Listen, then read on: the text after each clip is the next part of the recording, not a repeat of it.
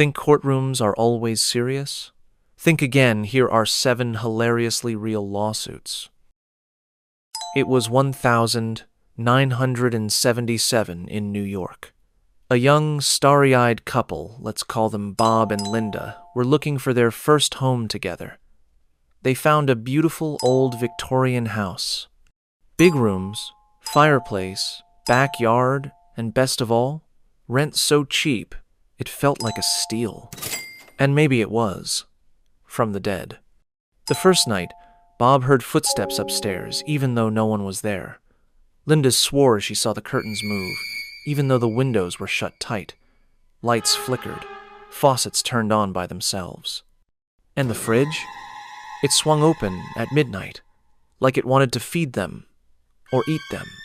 Then came the cherry on top. Every night, at 3:03 a.m., the bed started shaking like it was possessed by a caffeine-crazed fitness instructor. At first, Bob blamed Linda. Linda blamed Bob. Then they both blamed ghosts. Terrified, they sued the landlord, claiming, "You didn't tell us the house was haunted." At first, the court chuckled. But things got real when Bob's lawyer found a television interview from years earlier, where the landlord proudly said, "Yes, my house is haunted. It's famous for that." Well, well, well. The judge ruled, if you go on television bragging about your ghost roommates, you'd better put it in the lease. And just like that, the case became a legal precedent in New York. Since then, landlords in the state have a fun little obligation. If your property has a reputation for being haunted, you must disclose it. Moral of the story? When you find a cheap house, maybe ask, how many bedrooms, how many bathrooms, and how many ghosts live here? Let's go back to 1960s England. Meet Mr. George, a quiet, well-mannered gentleman living in a modest council house. One day, as part of a government housing upgrade, his bathroom got fitted with a brand new, sleek, modern toilet. White porcelain, smooth curves, flushed like a dream. But that dream quickly turned paranormal. Soon after installation, George claimed his life changed. He told the court, "I can't sleep. I'm irritable. I'm constantly constipated, and I believe the toilet is haunted." Yes, you heard that right. He insisted that every time he sat down, he heard moaning sounds not from himself, but from inside the toilet. According to George, a spirit was trapped in the plumbing, and it was cursing his intestines. So what did George do? He sued the local council, demanding compensation for emotional distress and what he called supernatural indigestion. The court was baffled. Sanitation experts were called. The verdict? The toilet was perfectly normal. The noises? Just old pipes and echo from the flush. And George's health issues? The doctor's diagnosis. Sir, you're constipated because you eat too much Stilton cheese and drink no water. George lost the case. But the toilet became a legend and earned the nickname, the Ghost Loo, the first, and possibly only, toilet to be taken to court for haunting someone's bowels. This story took place in China, sometime in the late 1990s. A man, let's call him Mr. Zhang, married a beautiful woman named Miss Li. Everything was great. They were in love, got married, and soon had a child. Then came the shock. The baby was, well, not what Mr. Zhang expected. Let's put it nicely. He looked like he had skipped the genetic lottery entirely. At first, Zhang tried to convince himself. Maybe it's just my side of the family, or some old gene resurfacing. But as time went on, nothing about the baby looked like either parent. So Zhang did what any confused man would do. He ran a DNA test. Not to check paternity, but to investigate what the heck happened to the looks. And then plot twist. The results revealed that Miss Li had undergone extensive plastic surgery before marriage. We're talking nose job, chin contour, eye lift, cheekbone shaving the full upgrade. Her old photos? Unrecognizable. Feeling genetically deceived, Zhang sued his wife. His argument? I married a beauty, but she tricked me. Now our child looks nothing like what I signed up for. And the court sided with him. Miss Lee was ordered to pay around 100,000 yuan tilde, $14,000, for emotional damages from deceptive beauty. The case became one of the strangest divorce lawsuits in Chinese legal history, and a cautionary tale that went viral. Don't underestimate the power of DNA, and maybe go easy on the filters before marriage. In 1985, California, a man named Frank filed a lawsuit against his neighbor, claiming he was viciously attacked by her dog. He said the beast lunged at him, bit his leg, and knocked him to the ground.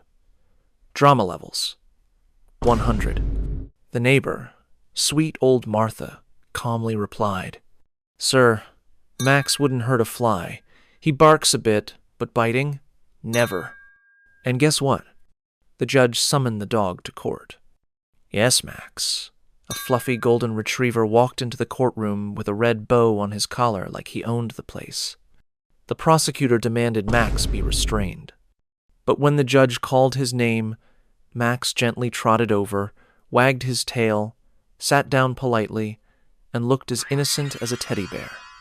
As the witness testified, Max sat quietly. He occasionally tilted his head like he was analyzing legal arguments, and at one point walked over to the judge and gave a friendly lick on the hand. The courtroom burst out laughing. The judge slammed his gavel and said, "If this is a dangerous animal, then I must be Batman." The court ruled in Max's favor. Frank's case was dismissed for lack of evidence. The judge added, "Next time you sue a dog, make sure you have proof, not just drama." Max walked out a hero, probably went home and had a whole bag of treats. And Martha proudly said, "I told you, he knows the law better than I do." In 1954, in the heart of Italy land of Michelangelo, marble and museums, a legal drama unfolded that could only be described as delightfully absurd. A traditional elderly couple was touring a prestigious museum in Florence. Everything was going fine until the wife suddenly came face to face with a full-on, classically nude Greek statue. She gasped, clutched her pearls, turned red with shock, turned purple with rage, and turned to her husband. How dare they display such indecency in public? Days later, the husband, deeply offended, or maybe just trying to calm his wife down, sued the museum. The claim? The statue insulted their family's honor and gave his wife sleepless nights and a racing heart. The court was confused, amused, then slightly concerned. The museum's lawyer replied, "Your Honor, this is a 2000-year-old sculpture, not a Victoria's Secret ad." To be fair, the judge wanted to be thorough, so he invited both parties on a tour of the museum, accompanied by art historians. After the tour, the judge looked at the statue, then at the couple, and gave the most Italian verdict ever. If classical art is a crime, then all of Italy has been guilty since Julius Caesar. The lawsuit was dismissed. And the couple? They were politely directed to the Nude painting gallery downstairs, for educational purposes. It was a blistering summer day in Australia, 1982, the kind of heat where you could fry an egg on the sidewalk without even trying. A man, let's call him Steve, walked into a supermarket, drenched in sweat, looking like a popsicle in the microwave. He marched straight to the refrigerated section, grabbed a stick of butter, peeled off the wrapper, and rubbed it on his bald head. Yes, butter, on the head. Security was stunned. Maybe he was having a heat stroke? When asked what he was doing, Steve confidently replied, "It's hot, mate. I just needed some natural sunscreen, and it's refreshing." Long story short, Steve was arrested for stealing a $2 stick of butter.